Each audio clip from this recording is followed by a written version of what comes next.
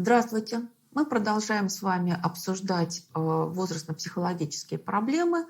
Сейчас мы с вами как раз можем рассмотреть так называемые взрослые лонгитюды, которые проводились и в западных странах, прежде всего в Америке, и в нашей стране. Правда, он был достаточно специфический, этот лонгитюд, но я тоже скажу о нем некоторые, так сказать, важные моменты. Обязательно здесь нужно о нем сказать и о нем упомянуть. Прежде всего мы можем сейчас сосредоточиться на тех лонгитюдных исследованиях, которые в центр своего рассмотрения поставили личность человека, развитие этой личности. И мы с вами можем сейчас начать с такого исследования, которое получило название Grand Study. Современные люди, наверное, неплохо знают вот это слово «грант». Да? Это некая, так сказать, такая сумма, да, которая выдается под какой-то проект. Этот проект, так сказать, заранее пишется, планируется, обосновывается. И вот как раз в 1938 году в Америке началось вот такое исследование, которое получило название Grand Study. В чем его, так сказать, специфика, да? В чем его особенность? Дело в том, что вот то, что мы с вами обсуждали до настоящего времени, в частности, мы обсуждали периодизацию Льва Семеновича Выгодского и Даниила Борисовича Ильконина. Может быть, так сказать, частично, да, мы коснулись периодизации, которую предложил выдающийся швейцарский психолог Жан Пиаже. В общем-то, для тех периодизаций развития человека, которые были предложены в первой трети XX века, достаточно характерно то, что, в общем-то, возрастной диапазон, который охватывался этой периодизацией, он был от рождения до наступления взрослости, да, то есть он заканчивался на подростково-юношеском возрасте. Это достаточно закономерно. Почему? Потому что после того, как возникает психология развития, возрастная психология как самостоятельная область исследований, а это происходит, как мы с вами помним, в конце XIX века, в 1880-е годы, так сказать, этот процесс начинается. И, в общем-то, первая задача, которая совершенно была очевидна, это то, что надо понять, как же развивается ребенок. Почему? Потому что то, что ребенок развивается, абсолютно очевидно. Вот он рождается маленький совсем, да, и на глазах у, так сказать, окружающих людей он растет, да, растет и по линиям физического развития, да, то есть увеличивается в длину, по весу, в размерах, так сказать, в силе, ловкости, да, в умственных способностях и так далее. И, в общем-то, надо было понять, как же развивается ребенок. И в первой трети XX века, в общем-то, эта проблема в целом была решена. То есть были предложены основные, так сказать, теоретические концепции, которые показывали, как, собственно, да, развивается этот маленький ребенок, как он постепенно становится взрослым. И постепенно начала осознаваться идея, которой и подверглась критике. А идея заключалась в том, что пока в первой трети XX века изучали то, как развивается человек от рождения до начала его взрослости, до, так сказать, окончания подросткового юношеского возраста, то предполагалось, что идет некоторый такой подъем, некоторый такой условный график. Вот у нас, так сказать, какой-то подъем, а потом начинается фаза плато. То есть ничего вроде бы нового, существенного в развитии не происходит. И потом в какой-то, так сказать, уже зрелый возраст, в каком-то пожилом возрасте, да, мы уже начинаем наблюдать некоторый, так сказать, слом и некоторую деградацию. Да. Пусть она, так сказать, идет не одновременно, а разновременно по разным, так сказать, линиям развития, но тем не менее с какого-то возраста как будто бы начинается деградация такая старческая. И вот действительно вот эта странная такая, да, модель, которая вот немножко так подразумевалась, когда в основном ученые занимались детскими подростковыми возрастами, она начала уже, так сказать, подвергаться сомнению. То есть вот мы с вами уже говорили в рамках нашего первого раздела о том, что Карл Юнг на основании своего опыта психотерапевта, он уже, в общем-то, вот как раз где-то в первой половине XX века, так сказать, достаточно четко заявил о том, что он наблюдает у людей, у взрослых людей кризис середины жизни. Он его так назвал, кризис середины жизни. И мы как раз говорили о том, что, по мнению Юнга, этот кризис связан с тем, что самость человеческая, которая, так сказать, вот как бы самость, которая называется там self, да, она как бы вот ожидает, что вот некоторое такое призвание человека, уникальное призвание, которое в ней заключено, что оно будет реализовываться. И если это призвание не реализовывается, то в кризисе середины жизни эта, так сказать, самость уже начинает требовать, так сказать, императивно, что пора, надо, так сказать, думай, соображай. Человек начинает сомневаться в себе, человек начинает рассматривать свою жизнь как неудовлетворяющую его, неудачную, неправильную и так далее, испытывает множество, так сказать, различных негативных переживаний. И это как раз вот некоторое такое общее описание кризиса середины жизни. При этом, по наблюдениям Карла Юнга, это тот кризис, который наступал в достаточно широком хронологическом диапазоне, где-то от 30 до 50. По мнению Карла Юнга, можно зафиксировать, увидеть, пронаблюдать вот такого рода кризисные явления в жизни человека. И как раз вот в конце 30-х годов был, так сказать, начат вот этот вот лонгитюдный проект, который, так сказать, вот был профинансирован, и он был, так сказать, начат в Америке, получил название, как я уже сказала, Grand Study. И та идея, которая, так сказать, вот была заложена в этот проект, связана была с тем, что психологи предложили провести длительное исследование взрослых для того, чтобы, во-первых, да, проверить вот те юнговские идеи, которые, так сказать, уже высказывались им в это время о кризисе середины жизни. Во-вторых, чтобы понять, а как же все-таки, так сказать, идет процесс развития человека во взрослости, действительно ли это некоторое, так сказать, ровное, так сказать, что называется, место на этой линии жизни, да, как бы действительно это некоторое такое плато, или же там есть своя какая-то динамика, да, действительно вот эти свои кризисы, есть ли в них какая-то закономерность, вот эти все вопросы были поставлены. И, в общем-то, еще был поставлен очень такой важный, да, для американской культуры вопрос.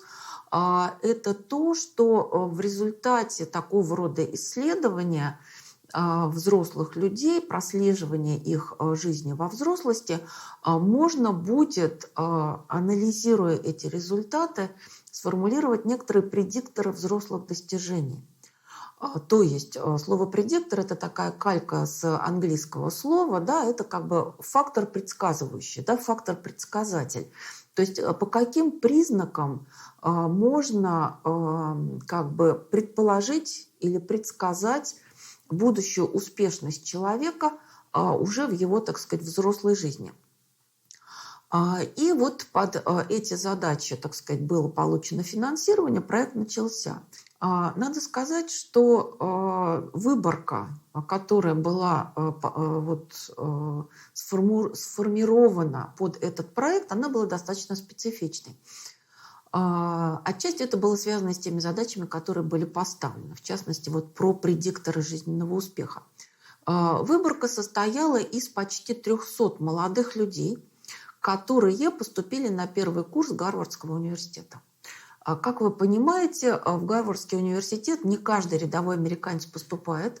Это, как правило, так сказать, юноши, которые происходят из семей с достаточно высоким и социально-экономическим, и образовательным статусом. То есть для них вот эта ценность образования, она является очень важной, они готовы, так сказать, оплачивать это образование.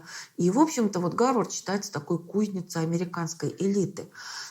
И с студентами, поступившими на первый курс, договорились о том, что они соглашаются с тем, чтобы участвовать в таком длительном лонгитюдном проекте, когда уже и в процессе учебы, и после завершения учебы психологи будут продолжать с ними встречаться, отслеживать их биографию, проводить подробное биографическое интервью. И кроме того, эти, так сказать, участники этого лонгитюдного проекта, они соглашались на то, чтобы регулярно проходить психологическое тестирование в течение своей жизни.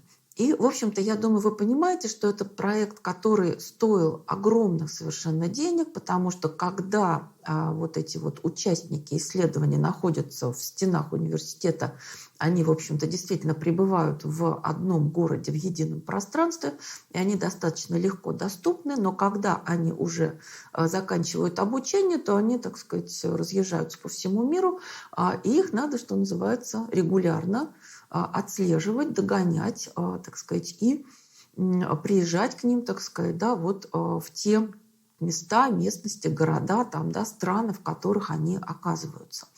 И вот для того, чтобы представлять себе уровень тех испытуемых, которые, так сказать, вошли вот в этот проект Grand Study, можно упомянуть то, что в него случайным образом попал будущий президент Соединенных Штатов Джон Кеннеди, которого вот и застрелили в течение вот этого лонгитюдного исследования, в котором он принимал участие. И, кроме того, вот было достаточно много участников этого проекта, которые, в общем-то, действительно стали весьма известными людьми, даже знаменитыми людьми, но большинство из них попросила, да, сохранение анонимности, то есть вот как бы большая выборка, она анализируется, обобщается, но, пожалуйста, так сказать, вот только без указания конкретных имен, да, потому что там были и известные писатели оказались, и известные политики, кроме Джона Кеннеди, да, и, так сказать, вот люди, которые вышли на какие-то очень существенные позиции в науке и так далее, да, там, ну, в бизнесе, в науке. То есть вот, как вы понимаете, Гарвард – это кузница кадров в разных, так сказать, областях. И вот что можно сказать о результатах этого лонгитюда? Безусловно, здесь, наверное, еще важно упомянуть о том, что лонгитюдный проект – это, конечно, невероятно трудоемкое, так сказать, дело, да. Кроме того, это дело, безусловно, очень дорогое, то есть там подключалось дополнительное финансирование со стороны самых богатых людей Америки для того, чтобы исследование просто не умерло где-то в середине. И первые результаты, обобщающие результаты этого проекта, они начали появляться, начиная с 70-х годов и в 80-х годах. То есть проект длился вот где-то примерно 40 лет в своем активном, так сказать, вот периоде, да, и, безусловно, было такое дослеживание уже, значит, участников этого проекта уже, так сказать, в их таких пожилых возрастах. И понятное дело, что, конечно, в такого рода лонгитюдном исследовании очень как бы большая удача, да, выпадает на долю того, кто доживает до конца этого исследования, получает некоторую такую привилегию обобщать, анализировать и публиковать результаты. И таким лицом стал как раз американский психолог Джордж Вайланд, который вот опубликовал основные результаты. Это вот, еще раз повторяю, было в 70-е, 80-е годы. Ну и на самом деле после этого он написал довольно большое количество книг на тему, так сказать, как прожить свою взрослую жизнь благополучно, как благополучно развиваться во взрослости и так далее. И что же получилось в результате вот этого Grand Study? Надо сказать, что уже когда вот обобщались и анализировались результаты этого исследования, периодизация Эрика Эриксона уже была опубликована. Да? То есть во второй половине XX века Эриксон уже опубликовал несколько, так сказать, версий своего видения, да, человеческой жизни, вот эту свою схему последовательности 8 возрастов. И мы с вами видели, когда обсуждали периодизацию Эриксона, что возраст, который был обозначен как зрелость, он был обозначен, что называется, широким мазком. То есть это длительный период примерно с 35 до 65 по периодизации Эриксона. И вот какой-то дифференцировки вот этого длительного периода человеческой жизни, в общем-то, Эриксон не дает. У него не было достаточного количества результатов, конкретных каких-то, да, каких-то конкретных наблюдений, по которым он мог бы вот так вот обозначить какие-то подпериоды внутри вот этого большого периода, который он назвал зрелость, да, который продолжается по его, так сказать, более поздней версии, 30 лет примерно, с 35 до 65, а по ранней версии его периодизации вообще просто 40 лет, да, с 25-26 до 65. Вот эту некоторую такую недостачу, да, дифференцировки процессов развития в этом возрасте, в этом возрастном периоде как раз смогло восполнить Гранстади. Что же там получилось? Если обращаться к данным, которые касаются именно обобщенной периодизации жизни вот этих вот взрослых мужчин, да, которые входили в выборку Гранстади, то получается, что периодизация очень простая. Она делится на десятилетия, то есть 20-30, 30-40, 40-50, 50-60. И каждое десятилетие, в общем-то, является некоторым таким рубежным, то есть при наступлении некоторого очередного юбилея, круглой даты, в общем-то, действительно у человека возникает кризисное состояние, личностный кризис, когда человек как бы рассматривает свою жизнь, оценивает ее, пересматривает ее и, так сказать, вносит какие-то коррективы, ставит какие-то новые задачи. Вот давайте попробуем рассмотреть эту периодизацию более конкретно. Вот первое десятилетие, которое, так сказать, включает в себя вот эту вот раннюю зрелость, да, или молодость, по терминологии Эрика Эриксона сейчас более новый такой есть термин, который звучит как ранняя взрослость. Здесь что происходит, что здесь Вайланд описывает? Понятное дело, что человек до наступления 20-летнего возраста, в общем-то, каким-то образом стремится и завершить кризис подросткового юношеского возраста, и действительно вот как-то обобщить свое впечатление, свое наблюдение за собственным взрослением, за собственным детством и подростничеством. И, в общем-то, десятилетие 20-30, оно включает в себя какие нормативные жизненные события, если рассматривать ту выборку, о которой мы с вами говорим. Это учение в университете, это завершение вот этого обучения. И, в общем-то, дальше это начало взрослой жизни, которое связано с тем, что, как правило, наблюдается в этот период, и связано с тем, что начинаются два основных таких цикла взрослой жизни. Это цикл профессиональный и семейный. То есть, выпустившись, да, так сказать, завершив свое образование в Гарварде в данном случае, испытуемые начинали строить свою карьеру. И, как правило, в это же десятилетие 20-30 они создавали семью. То есть это возрастной период, когда начинаются очень важные такие циклы взрослости, и, соответственно, человек делает первые шаги в профессиональном, так сказать, своем пути, да, и, так сказать, делает некоторый выбор. Вот в данном случае, поскольку это мужская выборка, да, то он делает выбор супруги и, в общем-то, начинает семейную жизнь. И это как раз так сказать, то психологическое наполнение, которое типично и характерно для этого десятилетия. Оно полностью, так сказать, согласуется, да, с тем, о чем говорил Эрик Эриксон. То есть это действительно проблемы, связанные с доверием окружающим людям. Да, вот я напоминаю тот вопрос, который Эриксон здесь ставил. Это то, насколько я могу доверять другим людям, могу ли доверять настолько, чтобы вместе с ними идти по жизни. То есть здесь и товарищество, и сотрудничество, и конкуренция, да, так сказать, вот то, что характерно для профессионального пути, его начала, да, и это, безусловно, любовь, это, значит, вот близкие отношения, которые приводят к созданию семьи.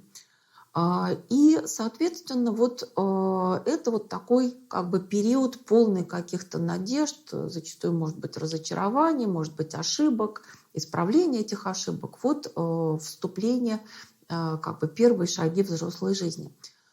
Далее как раз был зафиксирован вот этот переход 30-летия, и как раз был описан кризис 30 лет. В чем он заключался? Обобщая большие, так сказать, массивы данных, исследователи в данном случае видели этот кризис таким образом, что он, в общем-то, может быть не очень глубоким, может быть и достаточно глубоким, и, в общем-то, его основная особенность именно в том, что человек просматривает, так сказать, вот прожитый отрезок жизни, преимущественно вот тот, который касается ближайших вот этих прожитых 10 лет, и, естественно, может посмотреть и более широко на весь пройденный жизненный путь, оценивает его, так сказать, с точки зрения хорошо или плохо, удовлетворен он или нет. И как бы одна из основных вот таких вот особенностей, да, кризиса 30-летия – это то, что человек нередко в этот период начинает понимать, что те задачи, которые он себе ставил вот в начале этого десятилетия, они, возможно, были недостаточно конкретными. И он начинает конкретизировать те задачи, те цели, которые он хочет перед собой ставить, и обязательно этих целей достичь. И это как раз и становится содержанием жизни в следующие десятилетия, которые начинаются уже после 30 лет. Как описывает Джордж Вайланд вот это десятилетие? Он его описывает как весьма психологически благополучное, то есть вот такое вот обобщающее название, которое он дает, это то, что период 30-40 лет – это период укрепления семьи и консолидации карьеры. Вот такая характеристика. И, в общем-то, если мы посмотрим на какие-то типичные события этого периода, да, то действительно человек в этом возрасте, конкретизировав те задачи, те цели, которые он хотел бы перед собой поставить в профессиональной сфере, он действительно продвигается в решение этих задач. У него уже есть определенный профессиональный опыт, у него уже есть определенные связи, и он, в общем-то, идет, ну, как бы от некоторой одной вершины к некоторой другой вершине, к достижениям на своем профессиональном пути. Зачастую как бы вот этот возрастной отрезок связан с тем, что человек действительно поднимается по служебной лестнице, продвигается по карьере, то есть понятное дело, что и для него это то, что несет ему удовлетворение. Семья, конечно, тоже радуется тому, что отец семейства имеет определенные успехи. И в это же время как бы дети, которые, так сказать, с большой вероятностью родились в этой семье, да, они уже, так сказать, вот начинают подрастать, уже, так сказать, с ними начинает быть интересно и разнообразно можно общаться. И вот такая вот позитивная атмосфера характерна в целом, в среднем для вот этого десятилетия 30-40. И вот то, что было, конечно, очень важным и интересным вот в этом, значит, анализе данных Гранстади, это то, что вот шло вот это десятилетие 30-40, и наступает как раз возраст 40-летия, возраст 40 лет. И здесь, как правило, вот в отличие от кризиса 30 лет, который может пройти достаточно как бы легко, в отличие от этого, кризис 40 лет, как правило, проходит достаточно серьезно и глубоко. С чем он связан и как он психологически описывается, в частности, Джорджем Вайландом? Особенность этого возраста, особенность вот этого возрастного периода в рамках гранд-стадии, этот период обозначается как примерно 40-45. То есть благополучное такое, да, деятельное, активное десятилетие 30-40 въезжает вот в такой достаточно сложный кризисный период, который продолжается достаточно долго. Значит, с чем он связан психологически? Значит, человек, которому или чуть-чуть до 40, или уже исполнилось 40, он действительно находится на некотором, так сказать, рубеже. И этот рубеж, он чем-то напоминает подростковый возраст. То есть если подросток, он уже не ребенок, но еще не взрослый, то есть не зря называют подростковый возраст переходный возраст от детства к взрослости, то человек в возрасте около 40 лет – это уже не молодой человек, но еще не старый. То есть он тоже находится вот на этом рубеже, на границе. И впоследствии более, так сказать, молодые коллеги Джорджа Вайланда, мы будем о них говорить, они как раз обозначили вот этот возраст 40-летия как рубеж между эрами взрослой жизни. То есть это вот как бы такие крупные периоды здесь меняются. И что происходит вот в этом кризисе 40-летия?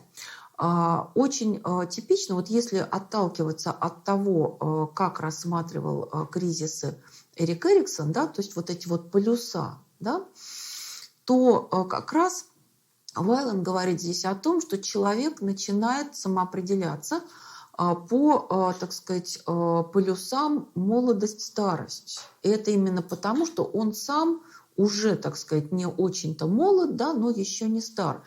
И вот то, что мы с вами упоминали, когда речь у нас шла о подростково-юношеском кризисе в теории Эрика Эриксона, это временная перспектива как одно из таких очень важных образований, которое в норме формируется у человека на основе того, что он научается постепенно вообще чувствовать время своей жизни, планировать время своей жизни и, соответственно, его как-то, так сказать, использовать, да, это время своей жизни. И мы как раз говорили о том, что временная перспектива в подростково-юношеском возрасте, она формируется и как бы вот направляется в будущее. То есть человек начинает планировать свое будущее, опираясь на свое чувство времени, на свою временную перспективу. И как раз в возрасте около 40 лет у человека наблюдается то, что он как бы начинает постепенно отсчитывать свою жизнь от конца. То есть его временная перспектива как бы начинает обращаться. Почему? Потому что человек, как правило, уже начинает ощущать в области физического развития какие-то знаки, сигналы того, что какие-то возможности, которые были само собой разумеющимися, да, в молодом возрасте, да, они, в общем-то, уже оказываются недоступны, уже дают себя знать, возможно, какие-то заболевания.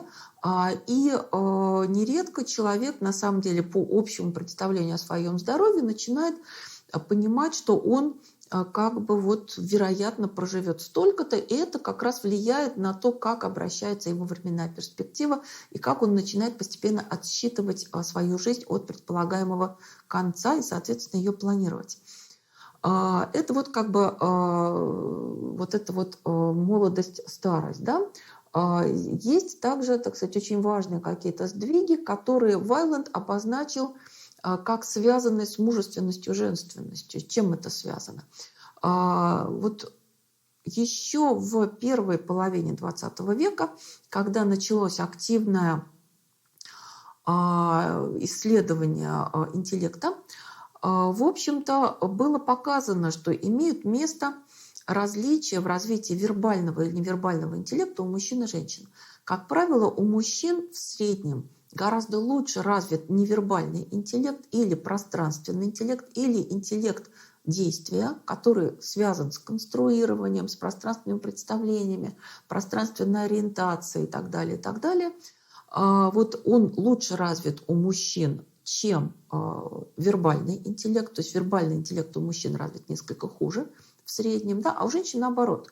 То есть вот то, что касается вот этого пространственного, так сказать, момента, конструирования, там, да, вот представления каких-то пространственных отношений, это у женщин получается хуже, зато с точки зрения того, чтобы сформулировать какие-то мысли, идеи, чувства, вербализовать, да, так сказать, вот у женщин это получается лучше. И Вайланд здесь как раз говорит, что в кризисе 40-летия наблюдается очень интересная такая тенденция к тому, что мужчина в возрасте вот этого кризиса 40-летия, он как бы становится более способным выражать свои чувства, мысли и состояния в словах. То есть в чем-то он приближается вот к какому-то такому качеству, которое более характерно для женщин, то есть как бы способность, в частности, вербализации своих чувств, своих переживаний, своих каких-то жизненных обобщений. И, кстати сказать, исследования параллельные показали, что у женщин происходит обратное. То есть они становятся более как бы решительными, самодостаточными в возрасте 40 лет, тоже, так сказать, кризиса 40 лет, и тем самым немножко приближаются к каким-то мужским качествам. Так вот, значит, мужчины становятся действительно более экспрессивными по выражению Вайланда. И, в общем-то, вот проходя вот все вот эти вот кризисные переживания, оценки, переоценки своего жизненного пути, своих достижений, своих ценностей, человек приходит к тому, что ему начинает хотеться как бы изменить свою жизнь, внести в нее что-то новое. И это связано, по мнению Вайланда, с тем, что когда человек вот конкретизировал те цели жизни, которые он ставил перед собой, в частности, в кризисе 30-летия, а может быть и раньше, да, ему зачастую в силу жизненных обстоятельств приходилось вынести за скобки какие-то очень важные части своего «я», своей «я-концепции», для того, чтобы действительно сконцентрироваться на том, что видится как важнейшее. И вот именно в кризисе 40-летия вот эта вынесенная за скобки часть собственного «я», она начинает вот именно требовать того, чтобы ее интегрировали в жизненный путь, и чтобы человек действительно вот составил, достиг, да, более интегрированного вот такого, так сказать, состояния своей идентичности, да, вот своего «я». И это действительно выражается, вот этот вот кризис 40-летия в целом, действительно выражается в том, что нередко люди начинают доучиваться, переучиваться, там, получать новые профессии или какие-то новые аспекты внутри своей имеющейся профессии совершенствовать. Люди могут там, не знаю, разводиться, искать чего-то, так сказать, нового в семейном плане, переезжать там из города в город, менять профессии, менять, так сказать, образ жизни, переезжать из страны в страну, из культуры в культуру. То есть вот такого рода поиски, они очень тесно связаны с тем, что человек ищет, вот он новый кризис идентичности, вот он новый мораторий, который, так сказать, человек должен как-то разрешить, пройти, пережить для того, чтобы, так сказать, уже перейти в новый период своей жизни. И, в общем-то, вот те люди, которые перешли вот в этот новый период своей жизни, они оказываются повзрослевшими, помудревшими. И Вайланд здесь подчеркивает, и он действительно нащупал вот эту вот важную такую задачу как бы, да, взросления, это то, что в молодом возрасте очень важно для благополучного взросления, чтобы у человека был некий такой наставник. Мы сейчас будем, так сказать, вот на ближайших занятиях говорить о том, кто такой наставник, что это за задача такая. А человек, переживший кризис 40-летия, он становится способным быть наставником. То есть он посмотрел на себя, он составил какую-то более сложную, так сказать, такую вот структуру собственной идентичности. Он уже может выражать какие-то свои мысли, чувства, отношения к жизни и так далее, да, и у него уже возникает вот эта вот, так сказать, тенденция опекать других людей, делиться своим опытом пережитым, да, и таким образом человек вступает в следующее десятилетие своей жизни, это вот период 40-50, когда, в общем-то, он фактически реализует, да, вот те решения, те находки, которые у него действительно произошли, да, в вот этом переживании кризиса, и дальше он двигается в сторону 50-летия. И как раз вот есть также еще один кризис 50 лет, когда человек заново просматривает, пересматривает, оценивает то, что, так сказать, ему удалось, то, что ему удалось в плане как бы изменения своей жизни, дополнения, обогащения своей жизни, вот в кризисе 40 лет, так сказать, те решения, которые принимались, и, соответственно, дальше следует еще кризис 60 лет, ну и, что называется, далее. Вот такая получилась в целом периодизация жизненного пути взрослого человека в рамках Гранд-стади. И на следующем занятии мы с вами продолжим рассмотрение тех теоретических представлений, которые как раз сформулировал Джордж Вайланд, и рассмотрим другие лонгитюдные исследования с точки зрения тех результатов, которые они дали, для того, чтобы у нас с вами появилась более объемная картина взрослости человека. А по отношению как раз к значит, периоду зрелости, да, действительно, Гранд-стаде удалось дифференцировать вот этот период зрелости, который у Эриксона обозначен таким широким диапазоном в 30 лет. Действительно, как бы вот дифференцируется этот период на десятилетия. Каждое десятилетие отмечено определенным таким как бы своим качеством, своей психологической спецификой. На этом мы сегодняшнее занятие завершаем. Благодарю за внимание. А теперь вопрос.